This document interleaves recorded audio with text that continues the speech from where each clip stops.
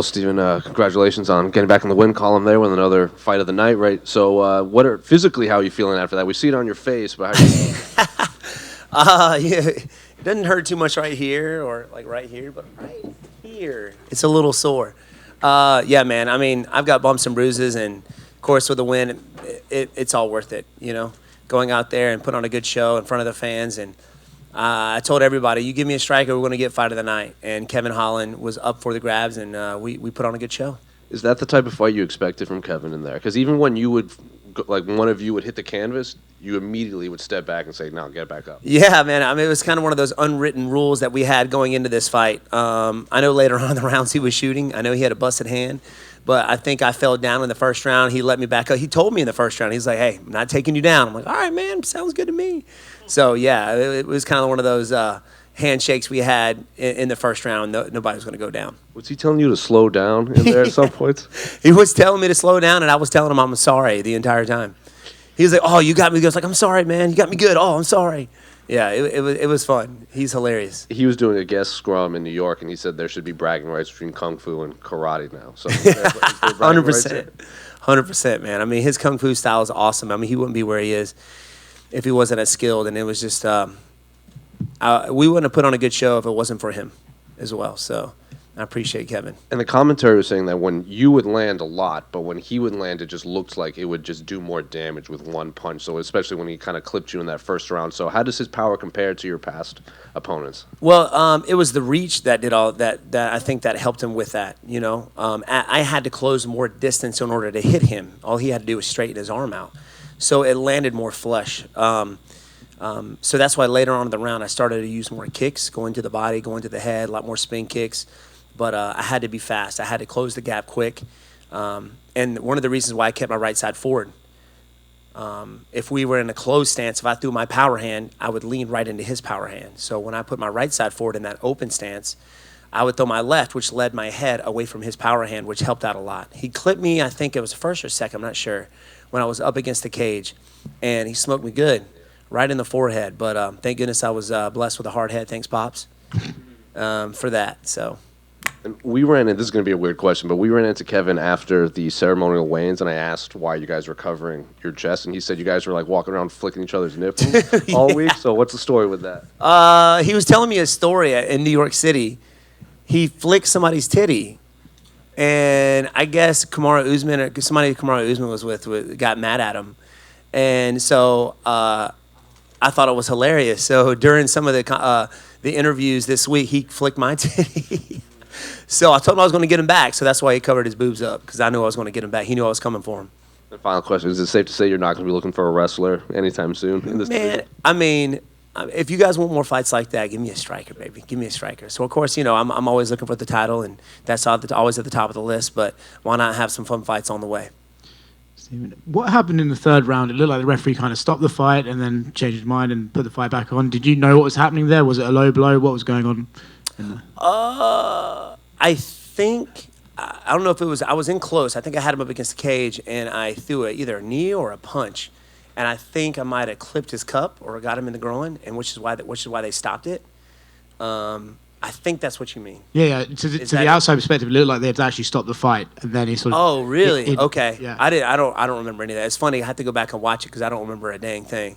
Yeah. But I do remember having to stop because of a low blow. Mm-hmm. Not sure if I actually hit him there, but you got to take a break. Do you know when you may have hurt his hand? Because it sort of seemed apparent at the end of the third and fourth round that he was not throwing it anymore, but could you feel a moment where he seemed to wince or anything like that?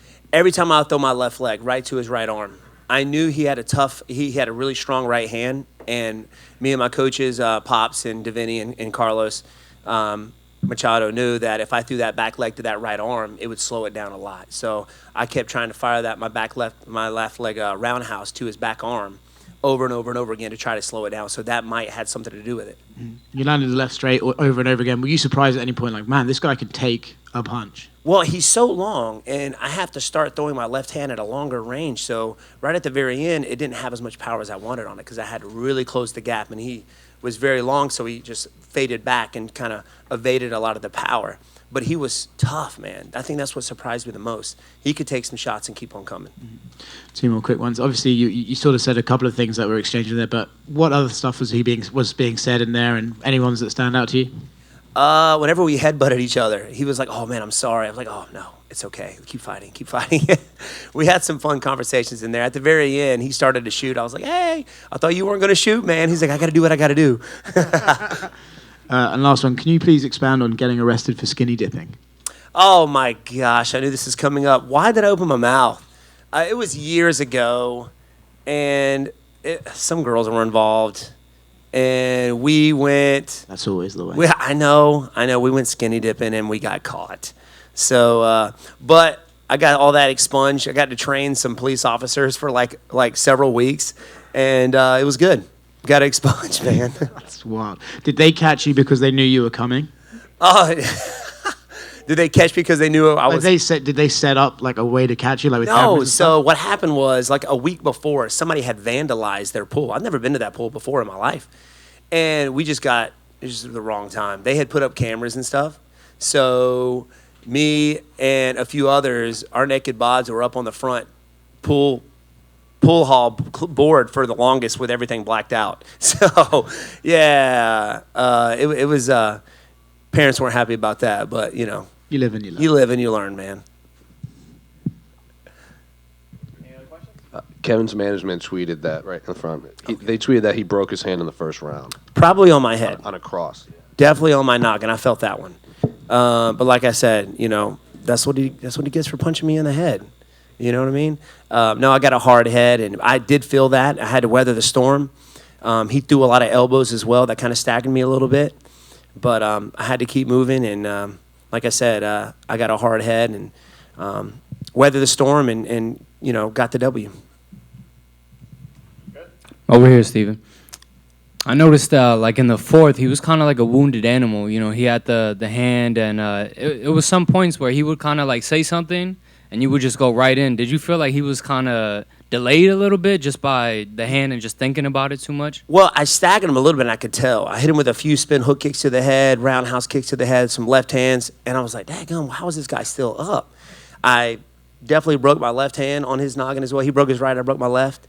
So he was just tough, man. It wasn't giving up. So I just kept focused on, I saw him shake his hand, so I just kept focused on that right hand, just kept going for it with my left leg roundhouse. Yeah, and the body kicks were just... Yes. Pops called it. He said, go for the body. Nobody taxes his body. So I kept digging the body with the left leg, and it paid off.